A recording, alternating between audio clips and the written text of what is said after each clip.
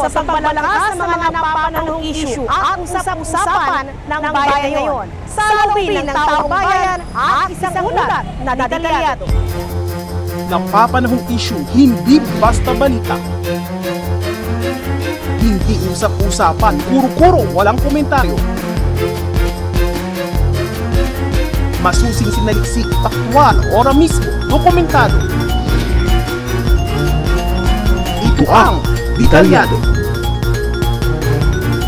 Dito ka na pinanganak, tapos dito ka na rin lumaki, tapos bigla-biglang na pinapaalis. Hindi namin alam kung saan kami lilipat. Yung resettlement site na sinasabi nila, parang mukhang inconvenience po sa amin. Paano na sila? Ako po si Janice Hidalgo. Tatalakayin natin ngayon ang dalawang uri ng illegal settlers sa lungsod ng Dagupan. Unang uri ng illegal settlers ang tinaguriang mga illegal settlers na nasa danger zone sa lungsod ng Dagupan.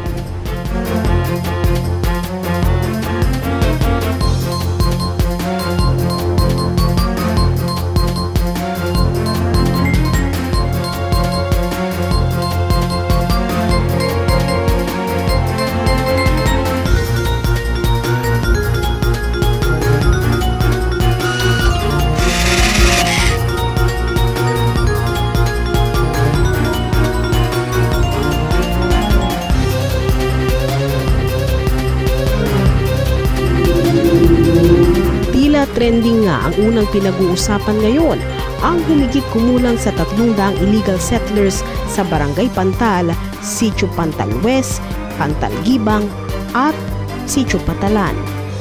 Ika-27 pa lang ng Oktubre, ipinaalam na sa akin ng mga kinauukulan ng Barangay Pantal ang napipintong pagpapaalis sa mga illegal settlers sa naturang barangay. Hindi pa malinaw noon ang tunay na dahilan ng pagpapaalis ng syudad maliban sa akala nila may kinalaman sa isasagawang river dredging and cleanup.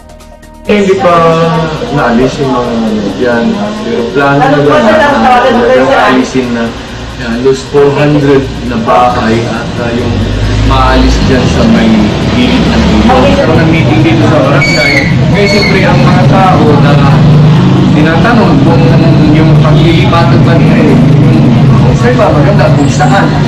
So ngayon siyempre yung mga iba hindi naiintindihan, tinatanong din ako kung saan sila.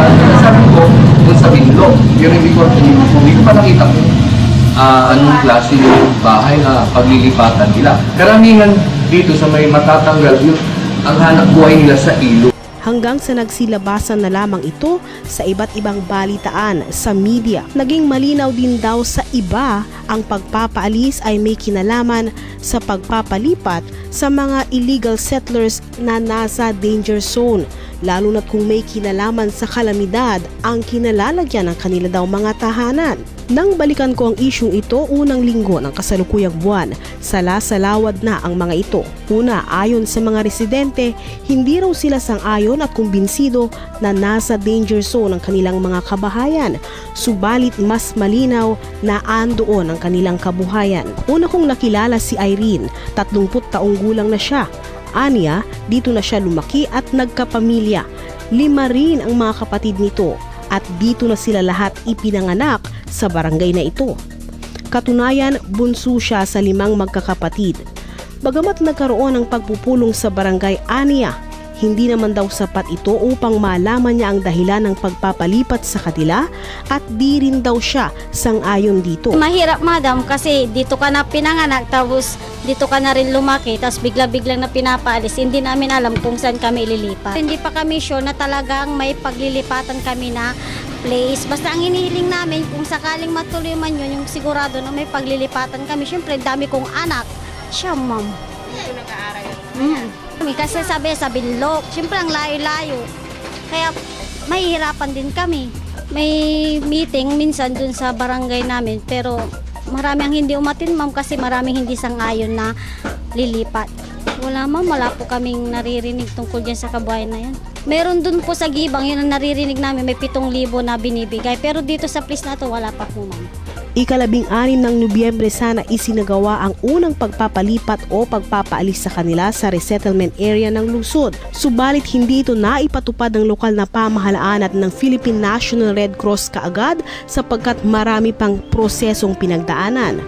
Sa pagbabalik ng detalyado, training at saka livelihood, meron silang konting kapital na ibinibigay from the city government. Wala ma'am, wala po kaming naririnig tungkol dyan sa kabuhayan na yan. Yung source of income, walang source of living, walang feedback na maganda eh. Wala pong nangyaring ganon. Wala rin na yung interdamo yung kabuhayan yung kapo. Wala. Ang interday, cash. Andi. Hindi kayo na cash. Abalang Ama, cash. binambunan daman madam, si Karam mismo yun ang saliw. Marami Red Cross. Si Karam mismo.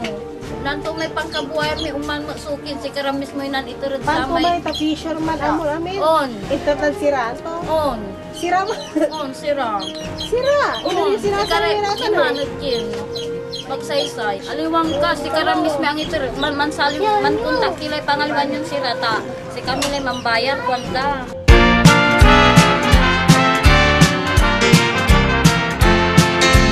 Higit sa taus-pusong pagbati ang patuloy na paghahatid ng tunay na serbisyo publiko, ang pagpapaunlad ng bawat mamamayan at ng buong bayan.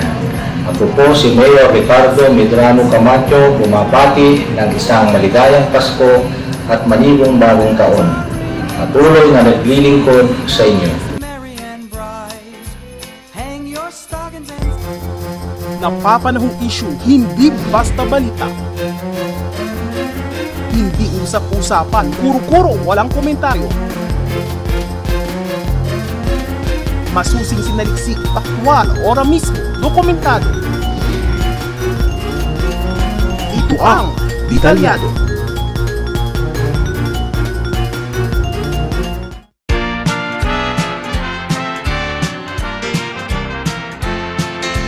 Higit sa taus-pusong pagbati ang patuloy na paghahatid ng tunay na serbisyo publiko, ang pagpapaunlad ng bawat mamamayan at ng buong bayan. Ako po si Mayor Ricardo Medrano Camacho, bumabati ng isang maligayang Pasko at manibong bagong taon. Patuloy na naglilingkod sa inyo.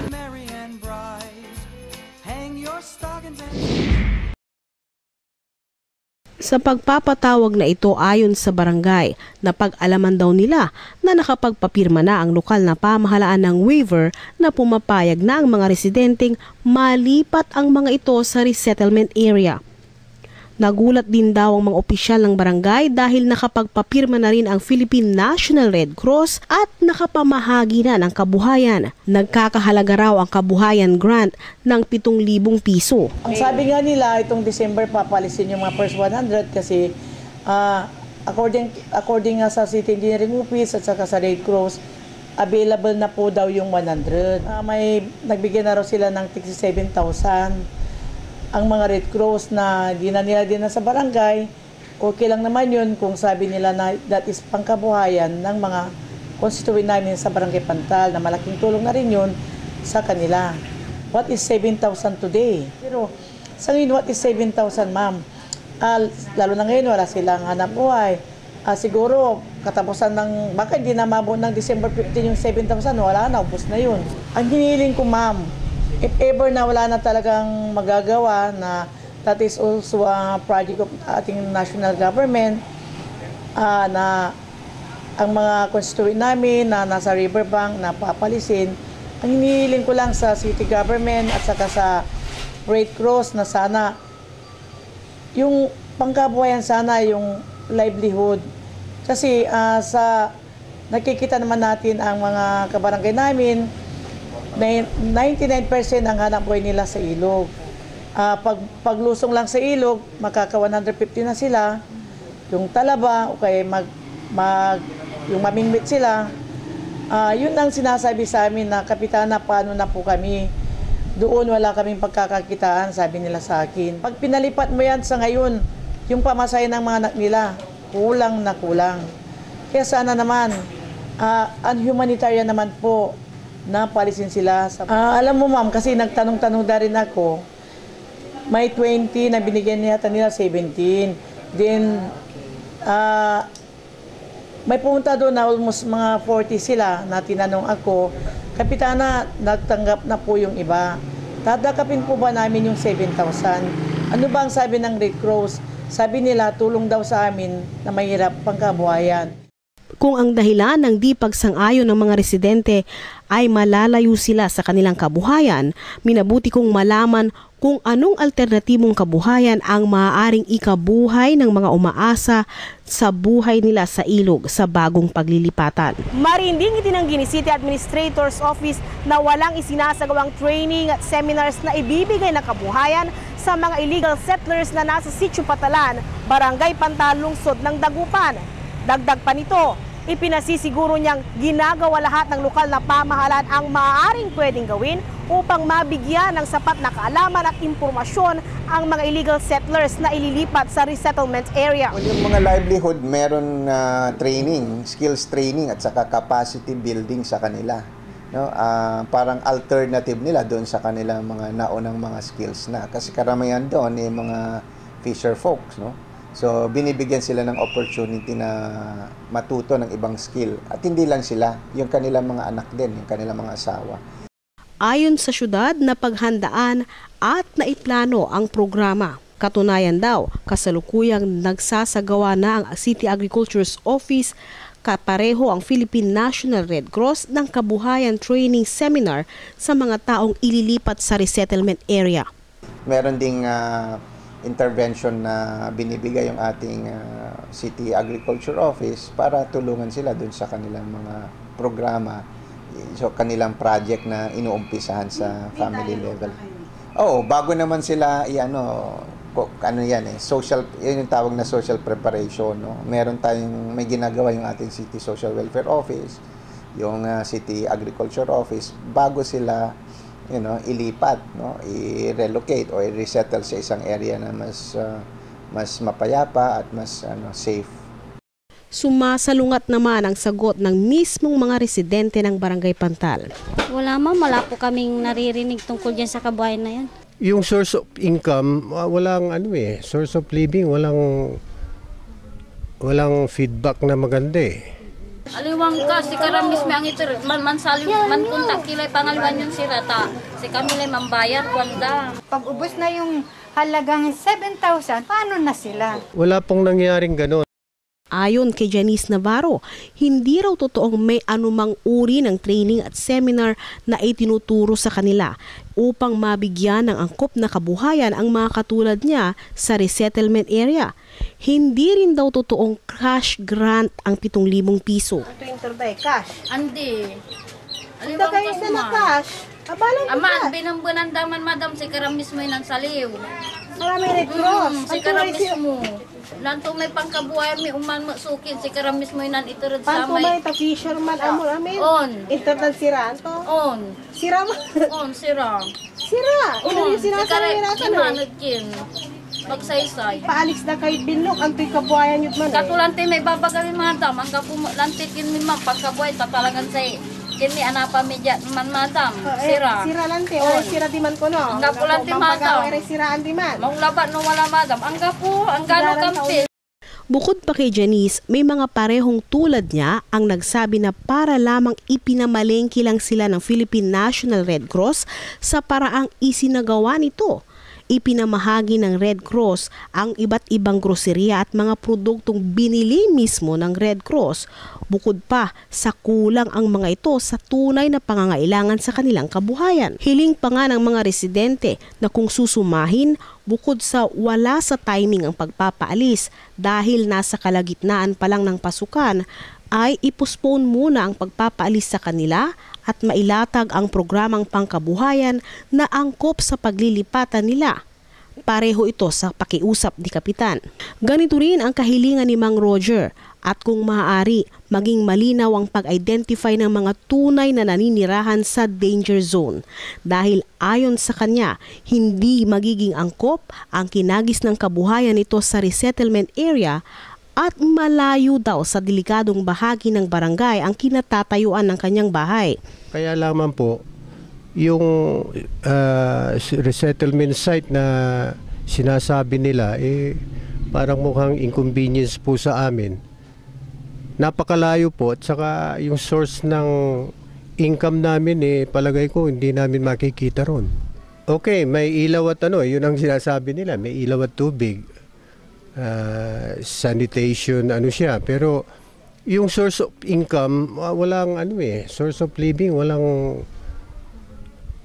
feedback na maganda tatlo yung apo ko na nandito, nag-aaral yung dalawa. Kung pupunta nga po kami ron, daragdag ho sa budget nila yung expenses nila. At saka isa talagang hindi ko, kahit isipin ko, hindi ko kayang ron manirahan.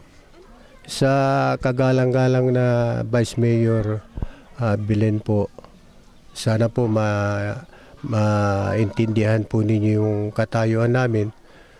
Kung wala pong iba na magmamalasakit po sa amin kundi po kayo, sana po maintindihan din po ninyo yung katayuan namin na kami po ay mahihirapan. Totoo pong hindi namin kayang mabuhay doon sa resettlement site na yon. Kaya kung ano po yung magagawa nila, sana po tulungan po kami na mga rito. Isa rin ang pamilya ni Mang Roger sa mga nagsumbong na grocery items nga lang ang iniwan at binili ng Red Cross. Dagdag pa nila, kung wala kang masabi na ikaw ay magmumukhang may alam, malamang at sa wala kang makukuha. Kaabot na rin daw sa barangay ang mga isyong ito at ang impormasyong ito at sinabing kulang nga ang 7,000 pisong ipinamamahagi ng naturang ahensya. Sa ngayon, kinumpirma ng mga residente sa naturang barangay na ang vice-alkalde pa lang ng lungsod ang nakakaikot sa naturang barangay. Ito'y upang malaman ang mga usapin at isyong ito. Niwala raw anino ng pamunuan ng lungsod o kawanan nito ang nakikipagdialogo sa kanila at basta na lang na-identify na subject for immediate demolition ang kanilang mga tahanan. Susunod sa detalyado. Tapos titignan natin hanggang doon sa dulo yung tinatawag nilang proclaimed area na proclamation number 19. Tinatayang 72 hectares. If it is a forcible area, then it is DNR who can tell that kami yung administrador yan. I don't know who gave them the authority to build their buildings, but as far as the city engineer's office is concerned, we don't, because that's a public land. And we have no capacity to verify which areas are government properties or private properties. So talagang nagre-rely lang po kami dun sa validity of the documents being submitted to us. Ng pundo ng ating syudad. So, ang hirap po nun. Well, nung una pa alam na-discover na natin din yan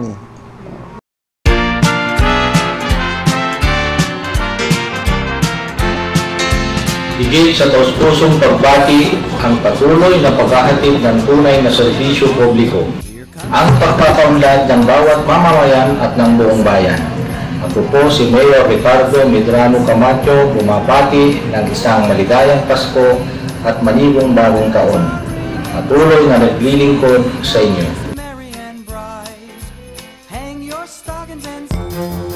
Napapanahong issue, hindi basta balita. Hindi usap-usapan, kuro-kuro, walang komentaryo.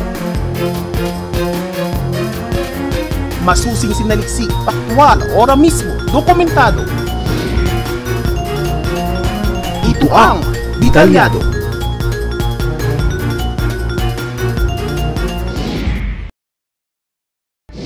Pangalawang tatalakayin natin ngayon ang isa pang uri ng mga illegal settlers sa may sitio Silungan, Barangay Bunuan, Binloc.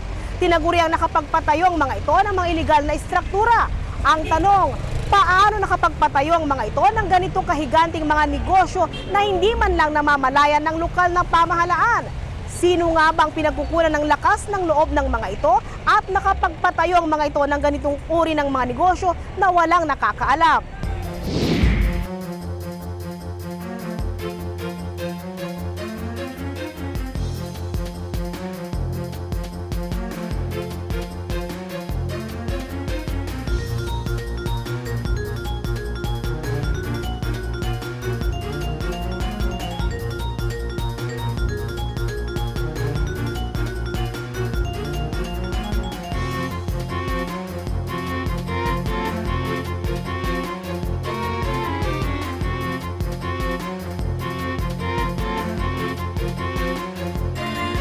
O yan.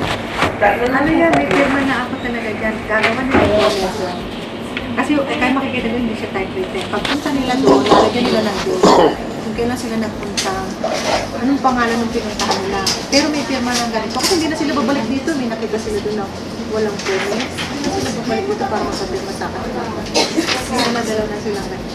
Paano dun sa issue ng iba? Meron ngayong issue sila na fake waivers, gano'n. Ngayon, hindi kaya ma-contest. Ito. Ay bakit kung may fake na waivers? Ay bakit kung may fake na waivers? Ay bakit kung may fake na waivers? Well, sabi ko, hindi lang ito issue ng waiver. Issue to ng pag-construct ng mga illegal structures. Diba? Na-explain ko na una sa inyo na kailangan nila ng mag-secure ng building permit, no? Or locational clearance. Requirement ito ng CPDO, City Planning Development Office. Kahit na light materials, kailangan nila ng locational clearance. So, no, requirement ito na hindi pwedeng baliwalain.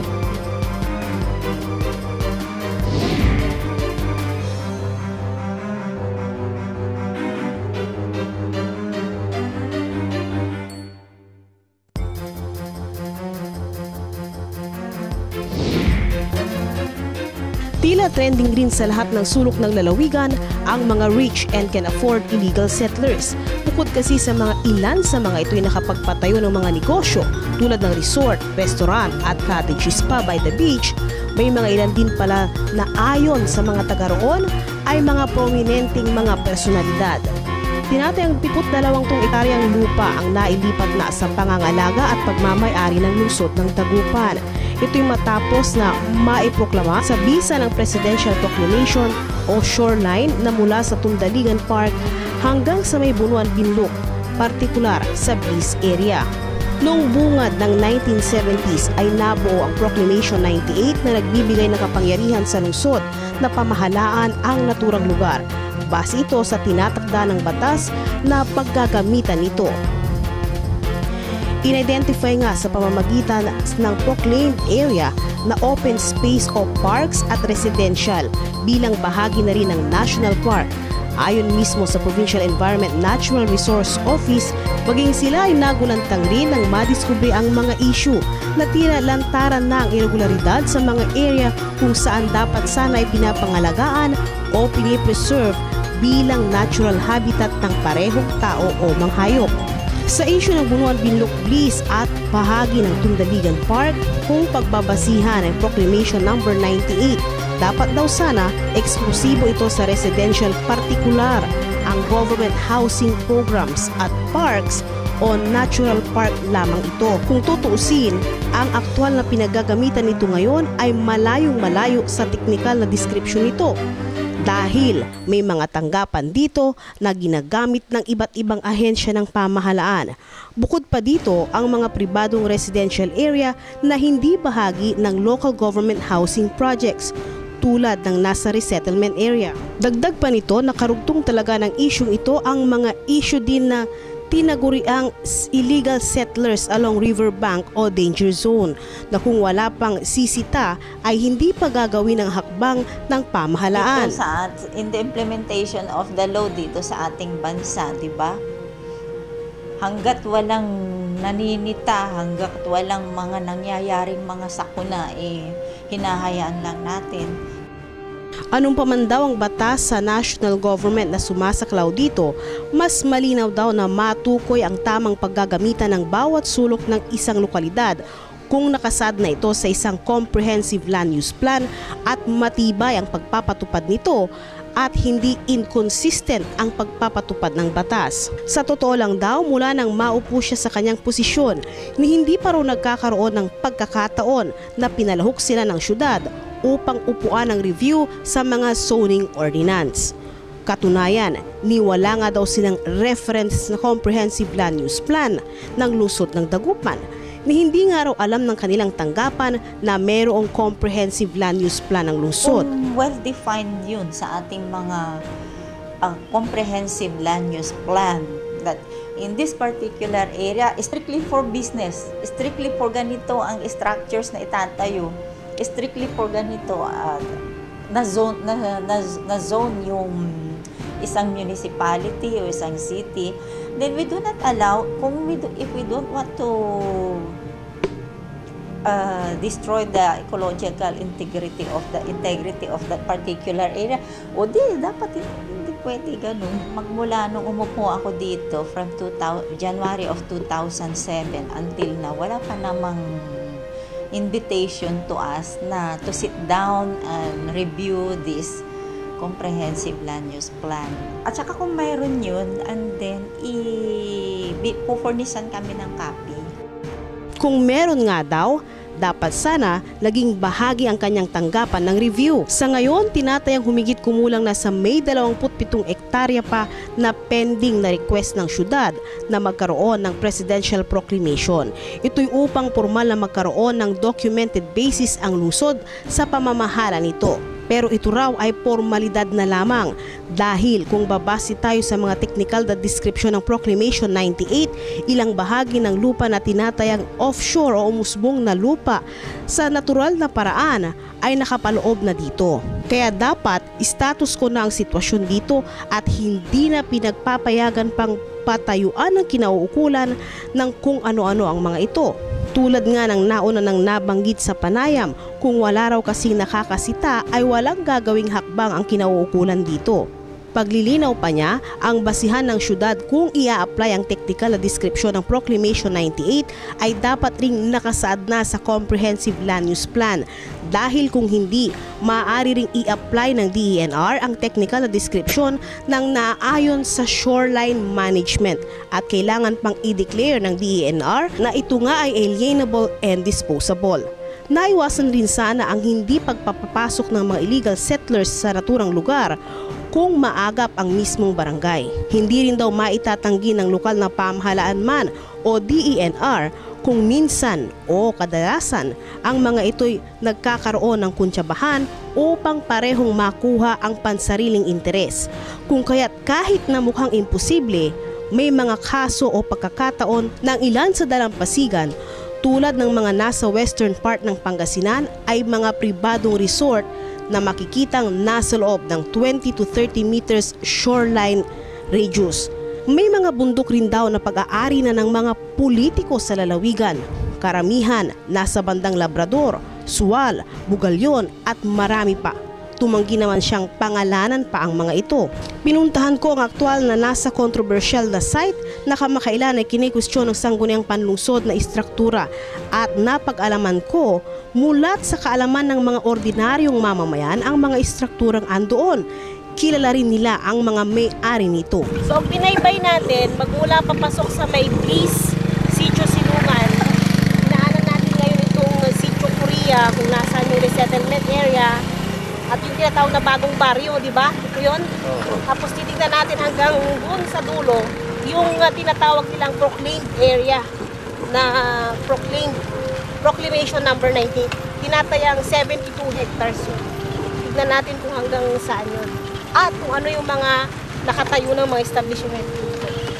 May mga bahay, may mga resort, at yung resettlement area, isa yun sa mga nakita natin.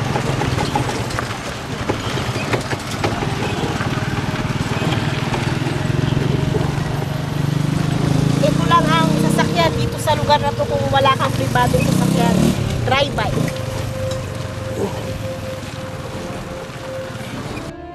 Ayon pa nga sa kanila, ang isa sa mga kinikwestiyon ng mga kinaukulan na resort ay mahigit ng 1 taon na nag-ooperate.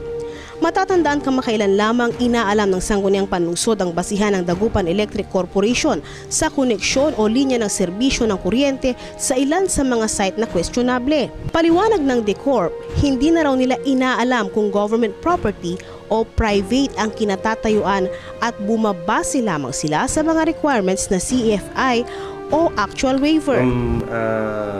Normally, in the processes of Dagupan Electric, in compliance to the Philippine Electrical Code, ang requirement po namin is a Certificate of Final Electrical Inspection, CFEI. That is a permit issued by the City Engineering Office or the municipal electrician in the case of municipalities. Or, as had been practiced for quite a long time, a waiver. a waiver coming from the office of the mayors of whatever municipalities or cities that we serve. Yun lamang pong dalawang yun ang aming basis to be able to connect a particular applicant. Yes, ma'am.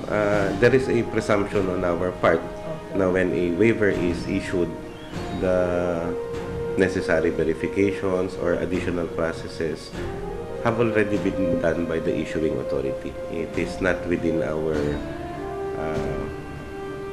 jurisdiction to question din yung documents na issued. Most especially, we do not do land surveys naman mo. And we have no capacity to verify. Inilahad rin ng Dagupan Electric Corporation na bukod sa mga dalawang basihan na ito, ay wala silang kapangyarihan na i-validate man lang, silipin o alamin ang authenticity ng mga dokumentong isinusumite sa kanilang opisina. Maliban na lamang nitong mga nakaraang linggo, kung saan kinikwestiyon ang basihan ng Dagupan Electric Corporation sa pagkakabit ng serbisyo sa mga lugar kung saan tinatawag itong proclaimed area.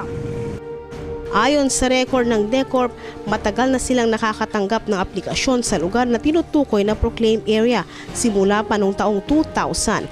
Pinakamarami nga daw noong taong 2004. At ano po, marami na po kaming customers doon, 112 po yun. Since 2000, year 2000, nagkakabit na po kami doon isa-isa.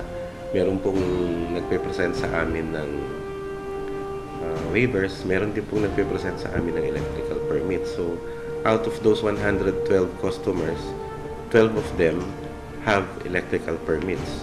Yung 100 po have waivers issued at napakarami pong date. Kasi hindi naman po siya biglaan nalipat lahat doon. Overtime po siya. So since 2000, that was halos 11 years na po na unti-unting nabibuild up yung customers namin. Agad itinanggi ng City Engineer's Office ang mga pahayag na ibinigay ng Dagupan Electric Corporation. Ayon kay Rosario, wala raw ini-issue CFEI ang kanyang tanggapan mula pa man nang maupo ito. As far as I'm concerned, dahil alam kong illegal, hindi ako nag-i-issue anything doon. Ganun pa man, nilinaw niyang maaaring may pagkakataon na merong naipalabas na CFEI o anumang sertifikasyon ng tanggapan ng City Engineer's Office, pero nilinaw niya, hindi ito pinalabas ng kanyang tanggapan.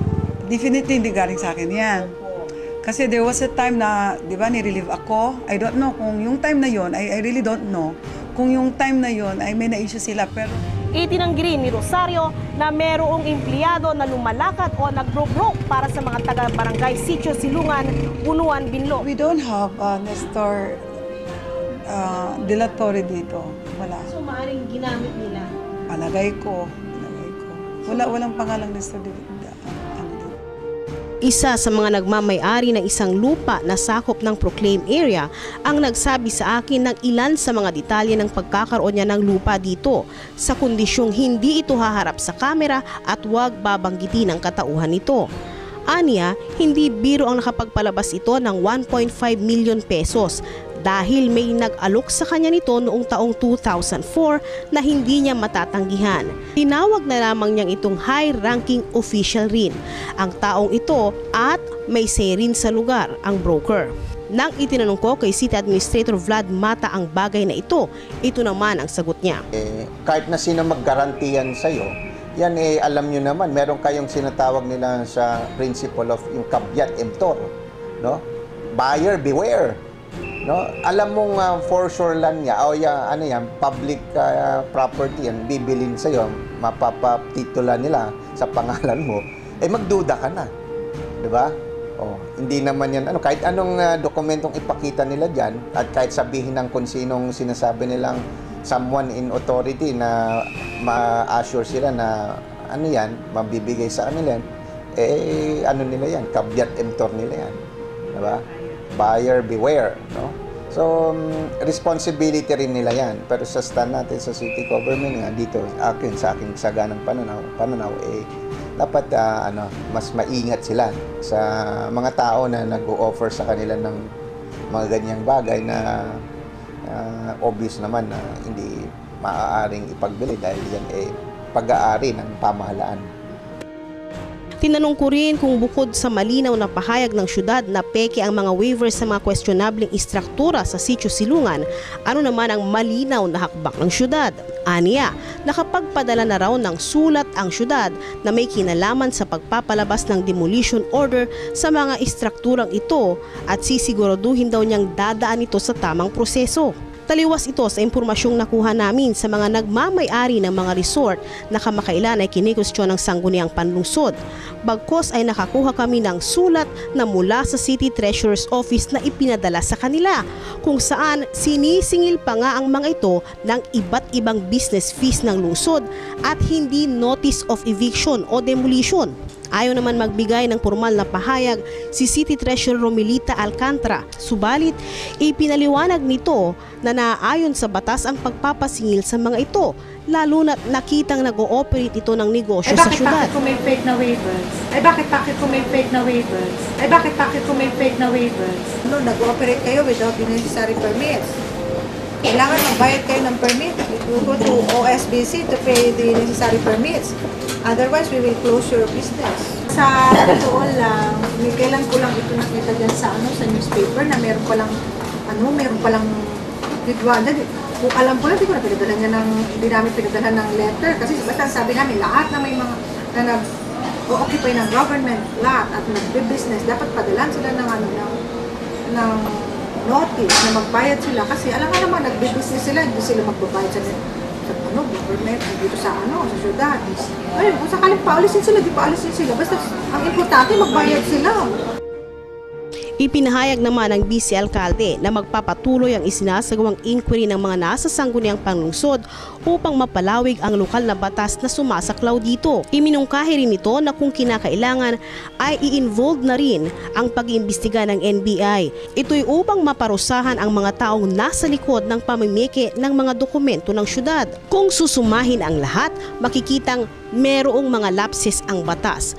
Marami ring mga kababayan nating hindi makapaniwalang nagsipagtayuan ang mga istrukturang itong walang nakakaalam sa mga ito. Hanggat wala sigurong napaparusahan, magpapatuloy ang mga senaryong katulad ng ganito.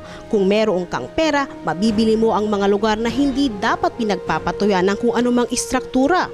Kung wala ka namang pera, malamang magamit ka pa sa kung anumang negosyong naiisip ng lokal na pamahalaan o national government agency man lang. Kung susumahin ang batas, kinakailangan lamang magkaroon ng pangil ang mga ito. Tamang pagpapatupad lamang ng batas siguro ang kinakailangan.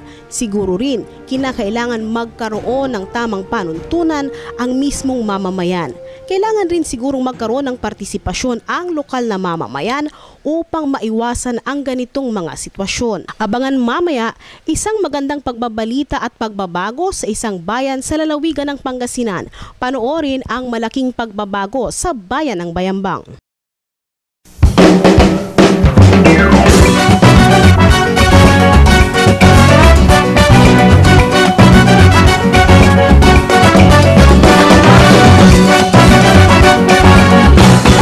Sabay sa pagdokumentaryo ko ng mga pinakamahalagang issue sa lalawigan ng Pangasinan, tulad ng pagiging ehemplo ng bayan ng Bayambang sa pagpapatupad ng programang tumutukoy sa pagsunod sa isa sa mga pinakamahalagang panuntunan at programa ng pamahalaan na tutukoy sa kalinisan at pagsasaayos ng basura ng bayan. Ito ay ang katotohanang di maitatanggi na sa simpleng nais na maisaayos ng bayan ang mga programa ng pamahalaan ay nakahakbang na pala ito sa bakod kung saan ang salitang asensado at maunlad ang siyang tinutungtungan nito. Unang halimbawa nito, bagamat hindi pa ito syudad tulad ng tinaguriang cleanest, safest and greenest city of the North sa lungsod ng Urdaneta na kilala sa pagpapatupad ng iba't ibang ordinansa ng pagpapatupad ng kalinisan at pagkakaroon ng sistema sa paglalagyan ng basura ng bayan. Dahil na rin sa angkin nitong sanitary landfill. Ang bayan ng Bayambang, puspusan rin ang pagpapatupad ng kalinisan. Isa ang natatanging pagsunod sa Republic Act 9003 o ang Ecological Solid Waste Management Act of 2000, ang pagkakaroon ng napakaayos na material recovery facility na ikinukumpara ng pagdodokumentaryo kung ito sa iba't ibang bayan. Di maitatago na malayo na ang agwat nito kung pagpapanatili at kaayusan ng kalinisan ang pag-uusapan. Ispatan natin ang isang halimbawa sa sistema o pisikal na anyo ng Material Recovery Facility ng Bayan ng Lingayen at Bayan ng Bayambang. Sa parehong konsentrasyon ng pinagkukunan ng basura, poblasyon halimbawa. Kitang-kita na mas malaki at marami ang mga commercial area at activities sa Bayan ng Bayambang kaysa Bayan ng Lingayen. Indikasyon na mas malaki ang volume ng nakokolektang basura dito na dinadala sa kani-kanilang mga Material Recovery Facility o MRF. Ganun pa man, nadatnan ko mismo ang sistema o pamamaraan ng pag-aayos ng basura sa Bayan ng Bayambang. Mas maayos tuloy ang itsura nito, bagamat mas maliit ang makina nandito tulad ng shredder nito. Tinatayang 2 milyong piso rin kada taon ang inilalaan ng Bayan ng Bayambang upang mamintin. Kumpara ito sa humigit kumulang 10 milyong piso sa ibang bayan. Sa ngayon, tinaguriang Model LG with best practices ang naturang bayan. Patunay na kinikilala ang mahusay na pamamaraan nito ng pagresolba sa problema ng basura sa buong rehiyon. Dahil nga nakatutok sa kaayusan at kalinisan, kasamang pagpapaganda, maging ang simpleng covered pathway sa isang state university ay sinagot pa ng lokal na pamahalaan. Marami ngang mga estudyante ang nakikinabang dito. Bukod kasi sa lilim at pananggalang sa ulan, nakakatipid rin sila sa pamasahe dahil mula Campus Gate, papunta sa kanilang mga sakayan o terminal ng mga bus at van ay nalalakad na lamang nila. Kasi po pag halimbawang maaraw po, syempre dito na po kami sisilong, parang ganun. Tsaka, nakakatipid sa pamasahe. Opo, tsaka pag umuulan. Dito na kayo. Opo. Anong year ka na? First year ka. First year ka, HPSU, pero taga rito ka sa Bayambang. Opo.